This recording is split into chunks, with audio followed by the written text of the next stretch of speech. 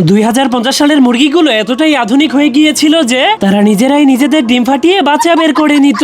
এমনকি কোনো কোনো মুরগিরা তো তাদের ডিমগুলোকে মেশিনের মধ্যে ঢুকিয়ে বাচ্চা বের করে নিত। এমনকি মুরগিগুলো এতটাই বুদ্ধিমান হয়ে গিয়েছিল যে তাদের বাচ্চাগুলো ডিম থেকে ফোটার আগেই তারা বাচ্চাগুলোকে ডাইপার পরাতো। কিন্তু তাদের সবার মধ্যে একটা মুরগি ছিল যার কিনা কোনো বাচ্চা ছিল না, কারণ সে ডিম দিতে পারতো না। যার কারণে বেচারি কান্না করতে করতে ঘর থেকে বের হলেই একটা একা মুরগির বাচ্চাকে দেখতে পায়, যা দেখে সে অনেক খুশি হয়ে সেই বাচ্চাটাকে যখনই নিজের বাচ্চা বানাতে যায় তখনই সেই বাচ্চাটার আসল মা এসে তাকে ধরে নিয়ে যায়। যার কারণে মুরগিটা অনেক মন খারাপ করে কান্না করতে করতে যখনই তার ঘর ছেড়ে চলে যেতে শুরু করে তখনই সে দৌড়াতে গিয়ে একটা ডিমের সঙ্গে ধাক্কা খেয়ে যায়। যার কারণে সে আশেপাশে তাকিয়ে কাউকে দেখতে না পেয়ে জলদি করে সেই ডিমটাকে চুরি করে তার বাড়িতে নিয়ে তা দিতে শুরু করে দেয়। কিন্তু তখনই হঠাৎ করে সেই ডিমটা ফুটে বাচ্চা বের হতে শুরু করে দেয়। কিন্তু এ কি, তার ডিম থেকে তো কচ্ছপের বাচ্চা বের হলো।